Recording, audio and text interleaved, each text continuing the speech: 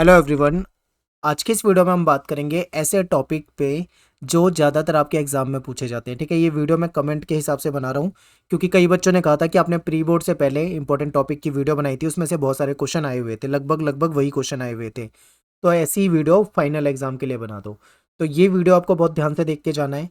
इसमें मैं आपको जो टॉपिक बताने वाला हूँ, इन टॉपिक में से क्वेश्चन आएंगे। ठीक है, क्वेश्चन की लैंग्वेज कुछ भी हो सकती है, लैंग्वेज घुमा सकते हैं, सीधा सीधा पूछ सकते हैं, लेकिन टॉपिक यही रहने वाले हैं और इन्हीं से क्वेश्चन पूछे जाते हैं। ठीक है, तो आपको क्या करना है, बहुत ध्यान से इस वीडियो को देखना है और एक एक टॉपिक को जो मैं यहाँ पे बता रहा हूँ इसको एक बार आप पढ़ जाना। बाकी मैंने एक वीडियो बना रखी है मेन चैनल पे, वहाँ पे जाके आप देखोगे तो सारे टॉपिक कवर हैं। बाकी chapter wise video, important question, long question, short question, सब कुछ कराया हुआ है। ठीक है, तो चलिए स्टार्ट करते हैं। अब मैं बात करता हूँ सबसे पहले बुक वन की। बुक वन का चैप्टर वन जो है, इसमें सोवियत प्रणाली को पढ़ के जाना है कि सोवियत प्रणाली क्या थी। ठीक है, सोवियत प्रणाली कैसे आई। फिर आपको दूसरी दुनिया के बारे में पढ़ना है, दूसरी दुनिया किसे कहते हैं। सोवियत प्रणाली की विशेषता को जरूर पढ़ के जाना है क्योंकि यहाँ से क्वेश्चन आता है। फिर सोवियत संघ का विघटन जो होता है उसके कारण बताइए, ये आपका एक अलग क्वेश्चन है और उसके परिणाम अलग क्वेश्चन है। यानी सोवियत संघ का विघटन भी आपको याद करके जाना है। ठीक है, उसके कारण और सोवियत संघ के विघटन होने के बाद क्या उसके परिणाम हुए, ये भी आपको याद करके जाना है। शॉक थेरेपी याद करके जाना है, शॉक थेरेपी क्या है, ठीक है, क्यों लाई गई और विशेषता इसकी क्या है, इसके परिणाम क्या हुए। ये तीन क्वेश्चन है, तीनों को याद करके जाना है। तो ये आपकी बुक वन का है इंपॉर्टेंट टॉपिक। आप इसका स्क्रीनशॉट लेना चाहें तो आप ले सकते हैं। अब मैं चलता हूँ बुक वन के सेकंड चैप्टर पे। ठीक है, चैप्टर नंबर टू पे। तो चैप्टर नंबर टू में यूरोपीय संघ जो है इसको पढ़ के जाना है आपको। यूरोपीय संघ के क्या उद्देश्य हैं, ठीक है, ये भी आपको समझना है। यूरोपीय संघ की विशेषता और खासकर राजनैतिक और इसके जो सैन्य प्रभाव हैं, इस पे काफ़ी क्वेश्चन पूछे जाते हैं। तो ये आपको याद करके जाना है। और बहुत सारे बच्चे इसको इग्नोर करते हैं, इसकी कमियां हो सकता है इस बार आपके पेपर में कमियां आ जाए, तो कमियां भी याद करके जानी है। ठीक है, शॉक थेरेपी विशेषता परिणाम। ठीक है, ये गलती से आ गया है, इसको छोड़ो, ये पिछले चैप्टर का है। आसियान आपको पढ़ के जाना है, आसियान क्या है और आसियान की स्थापना कब हुई। ठीक है, आसियान के उद्देश्य क्या है, आसियान के मेंबर कंट्री कौन से हैं, आसियान शैली किसे कहा जाता है, आसियान क्षेत्रीय मंच को पढ़ के जाना है, आसियान के स्तंभ को पढ़ के जाना है। ठीक है, ये सारे इंपॉर्टेंट टॉपिक है, यहाँ से आपके पेपर में क्वेश्चन आते हैं। फिर चीन को पढ़ के जाना है, चीन कैसे, चीन का उत्थान हुआ, कैसे विकास हुआ। फिर उसमें आपकी जो देंग शाओपिंग वाली जो ओपन डोर की नीति थी उसको पढ़ जाना, आधुनिकरण का प्रस्ताव पढ़ जाना। ठीक है, मुक्त द्वार की नीति को आपको पढ़ के जाना है। और भारत और चाइना के संबंध, फिर भारत और चाइना का जो युद्ध हुआ था इसको भी पढ़ जाना। ठीक है, पॉजिटिव नेगेटिव दोनों चीज़ें पढ़ जाना, यहाँ से पेपर में आता है। जापान और कोरिया वाले टॉपिक को एक बार देख जरूर लेना, बहुत कम चांस है आने के, लेकिन हो सकता है क्वेश्चन आ जाए आपके एमसीक्यू वगैरह में। ठीक है, इंपॉर्टेंट है। फिर बुक वन का चैप्टर नंबर थ्री में आते हैं। यहाँ पे आपको सबसे पहला क्वेश्चन दिख रहा है, पाकिस्तान में लोकतंत्र के स्थायी ना रह पाने के कारण। बहुत इंपॉर्टेंट है, बिल्कुल आपको याद करके जाना है, बहुत पूछा जाता है। फिर भारत और बांग्लादेश जो है, इसके संबंध को पढ़ के जाना है, किन मुद्दों पे सहमति और किन मुद्दों पे असहमति है, ये क्वेश्चन बहुत ज़्यादा पूछा जाता है। भारत पाकिस्तान के संबंध पढ़ के जाने हैं, भारत पाकिस्तान के युद्ध को देख जाना है एक बार। और नेपाल के भारत के साथ कैसे संबंध है। ठीक है, नेपाल में कैसा सिस्टम है, जैसे कि पहले संवैधानिक राजतंत्र था, बाद में कैसे लोकतंत्र आया, पूरी स्टोरी आपको देख के जाना है। फिर श्रीलंका और भारत के कैसे संबंध है, श्रीलंका में जो सिंगली लोग हैं और जो वहाँ के तमिल लोग हैं उनके बीच में जो संघर्ष है, जातीय संघर्ष है, इसको देख के आपको जाना है। सार्क को पढ़ लेना, साफ्टा को पढ़ लेना, ये सारे इंपॉर्टेंट टॉपिक है, यहाँ से आपके पेपर में क्वेश्चन बनते हैं। ठीक है, अब बुक वन के चैप्टर नंबर फोर पे चलते हैं, देखते हैं कौन से इंपॉर्टेंट क्वेश्चन है। सबसे पहला क्वेश्चन है कि अंतर्राष्ट्रीय संगठन की आपको विशेषता बतानी है, अंतर्राष्ट्रीय संगठन का अर्थ बताना है, इसकी आवश्यकता क्यों होती है और इसके उद्देश्य क्या होते हैं। यानी ये अपने आप में 3 से 4 क्वेश्चन है, सारे याद करके जाने हैं। संयुक्त राष्ट्र संघ को पढ़ के जाना है, लीग ऑफ नेशंस को भी पढ़ लेना, संयुक्त राष्ट्र संघ के अंग या संरचना जो है इसको पढ़ के जाना है, यहाँ से क्वेश्चन आते हैं। सुरक्षा परिषद को पढ़ के जाना, सुरक्षा परिषद के मेंबर जैसे परमानेंट मेंबर कौन से हैं और टेम्परेरी मेंबर कौन कौन से, मतलब कितने साल के लिए होते हैं, ये पढ़ना होता है आपको। और इसकी क्या विशेषता है या इसकी क्या कमियां हैं, इसको पढ़ के जाना है आपको।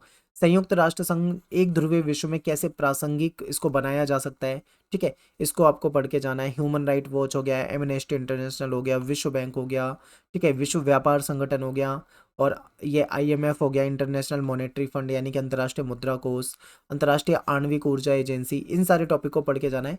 यहाँ से आपके पेपर में क्वेश्चन ज़्यादातर पूछे जाते हैं। ठीक है, इन्हीं में से क्वेश्चन आने हैं, इससे बाहर नहीं आएंगे, यही क्वेश्चन आएंगे, लेकिन एक बार इसको अच्छे से पढ़ के जाना है। अब बुक वन का चैप्टर नंबर 5 देखते हैं, सुरक्षा। सुरक्षा का अर्थ क्या है। ठीक है, मानव के केंद्रीय मूल्यों को किन चीज़ों से खतरा है, ये सारी चीज़ें पढ़ के जानी है। सुरक्षा की जो पारंपरिक धारणा है और अपारंपरिक धारणा है, इसको पढ़ के जाना है। पारंपरिक में जो आप बाहरी सुरक्षा और आंतरिक सुरक्षा पढ़ते हो, ठीक है, इसको भी आपको अच्छे तरीके से रीड करके जाना है, समझ के जाना है। फिर भारत की सुरक्षा की रणनीति के 4 महत्वपूर्ण घटक जो है, ये मोस्ट इंपॉर्टेंट क्वेश्चन है, ज़्यादातर इस चैप्टर में से पूछा जाता है, इसको रट के जाना बिल्कुल। खतरे के नए स्रोत आपसे पूछा जाता है, बहुत इंपॉर्टेंट है। सहयोग मूलक सुरक्षा भी आपसे बहुत ज़्यादा पूछा जाता है, ये भी बहुत इंपॉर्टेंट है। शक्ति संतुलन हो गया, इन सारे टॉपिक को आपको पढ़ के जाना है। यहीं पे एक टॉपिक है आपका अपरोध, उसको भी पढ़ जाना। बाकी मैंने वीडियो में बता रखा है, आप वीडियो देख लेना, आपकी वहाँ से तैयारी हो जाएगी, ठीक है। इसके बाद बुक 1 का चैप्टर नंबर जो 6 है, इसको देखते हैं।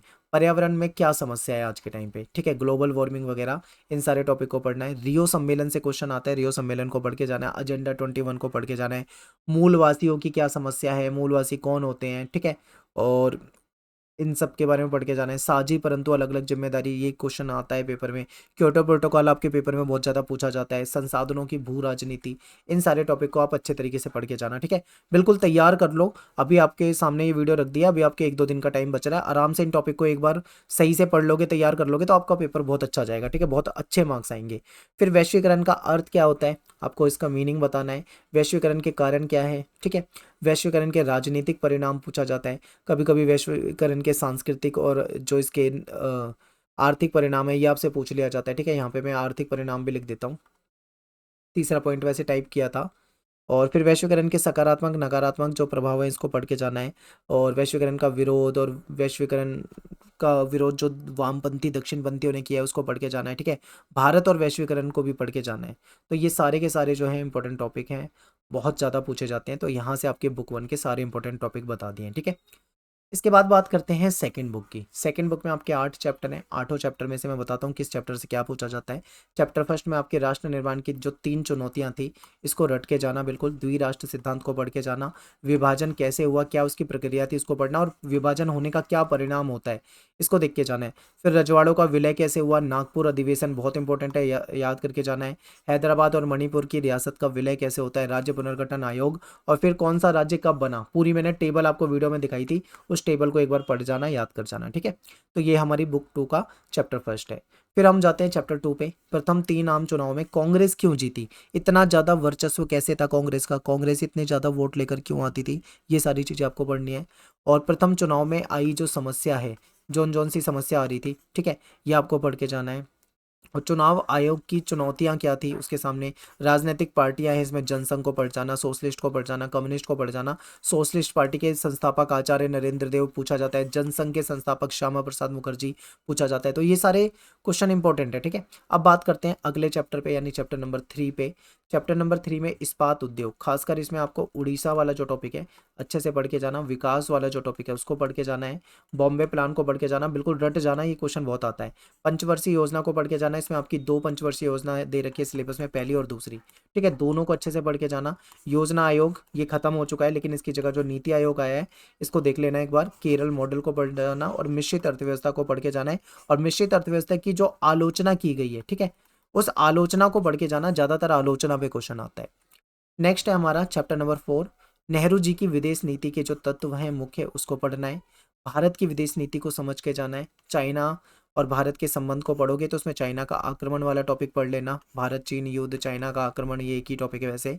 भारत और पाकिस्तान के संबंध पढ़ के जाने हैं। भारत पाकिस्तान के युद्ध पढ़ के जाने हैं। भारत और पाकिस्तान के बीच में जो समझौते हुए हैं, जैसे ताशकंद समझौता हो गया, शिमला समझौता हो गया, सिंधु नदी जल बंटवारा जो था उसको लेकर समझौता हुआ था, वो सारे समझौते पढ़ जाना। भारत का परमाणु कार्यक्रम पढ़ के जाना है, परमाणु नीति को पढ़ के जाना है, ठीक है। नेक्स्ट है हमारा चैप्टर नंबर 5। चौथा आम चुनाव जो था, चौथा आम चुनाव में 1967 में जो हुआ था, जिसमें कांग्रेस 7+2 राज्यों से हार गई थी और केंद्र में बड़ी मुश्किल से सरकार बचा पाई थी। दिग्गज नेता इसके हार गए थे, इसको पढ़ के जाना, यहाँ से क्वेश्चन आता है। और ये इसको राजनीतिक भूकंप के रूप में देखा जाता है, ठीक है। तो ये इंपॉर्टेंट है, याद करके जाना। कांग्रेस में विभाजन होता है 1969 में, सिंडिकेट और इंदिरा के बीच में जो लड़ाई चल रही थी उसको पढ़ के जाना है। खतरनाक दशक, यानी 1960 के दशक को खतरनाक दशक कहा जाता है। क्यों कहा जाता है भाई, बिल्कुल याद करके जाना है, पेपर में आता है। गैर कांग्रेसवादी जो राम मनोहर लोहिया थे, इन्होंने जो गैर कांग्रेसवाद का जो कॉन्सेप्ट रखा था उसको पढ़ के जाना है, समझ के जाना है। फिर 1967 के चुनाव के बाद जो राज्यों में आपको दल बदल दिखाई देता है, ठीक है, दल बदल को जिसमें वो गयालाल वाला जो इंपॉर्टेंट है उसको पढ़ के जाना है। फिर राष्ट्रपति की जब डेथ हो जाती है जाकिर हुसैन की, तो नए राष्ट्रपति के लिए एन संजीव रेड्डी और वीवी गिरी के बीच में जो होता है उसको पढ़ के जाना है। 1971 में जो चुनाव होता है, किस तरीके से कांग्रेस का की पुनर्स्थापना होती है, इंदिरा गांधी उसको बहुत अच्छे लेवल पे ले जाती है, उसको पढ़ के जाना। कांग्रेस प्रणाली की पुनर्स्थापना, ये सारे टॉपिक इंपॉर्टेंट है, इन सारे टॉपिक को आपको याद करके जाना है, ठीक है। अब चैप्टर नंबर 6 है आपातकाल, गुजरात और बिहार के स्टूडेंट का आंदोलन। आपातकाल के क्या परिणाम हुए, आपातकाल का क्या सबक मिला। आपातकाल के बाद जो 1977 का चुनाव है जिसमें कांग्रेस हार गई, उसको पढ़ के जाना। मोरारजी देसाई और जो अन्य सरकारें बनी थी चौधरी चरण सिंह की, उसको पढ़ना। फिर 1980 के मध्य अवधि में जो दोबारा से चुनाव होते हैं कांग्रेस जीत जाती है, उसको पढ़ के जाना है, ठीक है। चैप्टर नंबर 7 पे चलते हैं। कश्मीर मुद्दा, पंजाब मुद्दा, पंजाब समझौता जो नेहरू सॉरी राजीव गांधी और लोंगोवाल के बीच में हुआ था, वहां से क्वेश्चन आ जाता है। ऑपरेशन ब्लू स्टार पढ़ के जाना है। नॉर्थ ईस्ट में जो समस्या थी उसको पढ़ के जाना है। असम की समस्या, मिजोरम, द्रविड़ आंदोलन को पढ़ जाना है। गोवा और सिक्किम का विलय कैसे हुआ भारत में, इसको पढ़ के जाना। इनमें से क्वेश्चन पेपर में बहुत ज्यादा आते हैं, ठीक है। मिजोरम को अच्छे से पढ़ के जाना है, वहां से भी क्वेश्चन आता है। लास्ट चैप्टर है गठबंधन का युग, ठीक है, 1989 के बाद से जो हाल हुआ है उसको पढ़ के जाना है। और मंडल आयोग को पढ़ के जाना है। सांप्रदायिक दंगे वगैरह जो हो गए थे, अयोध्या विवाद, नई सहमति। नई सहमति में ये इंपॉर्टेंट क्वेश्चन है कि किन बातों पे सभी सहमत थे, ठीक है, तो ये बहुत इंपॉर्टेंट क्वेश्चन है, इसको पढ़ के जाना। मंडल आयोग वाले पे बहुत ज़्यादा क्वेश्चन आते हैं, तो इसको पढ़ के जाना है। तो यहाँ पे अपनी जो बुक 1 और बुक 2 के इंपॉर्टेंट टॉपिक थे, टॉपिक बता दिए मैंने, इन्हीं टॉपिक में से क्वेश्चन आएंगे। अगर आपने अभी तक नहीं पढ़ा है तो इन टॉपिक को कम से कम, इन टॉपिक को तो जरूर पढ़ जाओ, आपको बहुत फायदा मिलेगा आपके पेपर में, ठीक है। मिलते हैं आपसे नेक्स्ट वीडियो में। Thanks for watching. जय हिंद, जय भारत।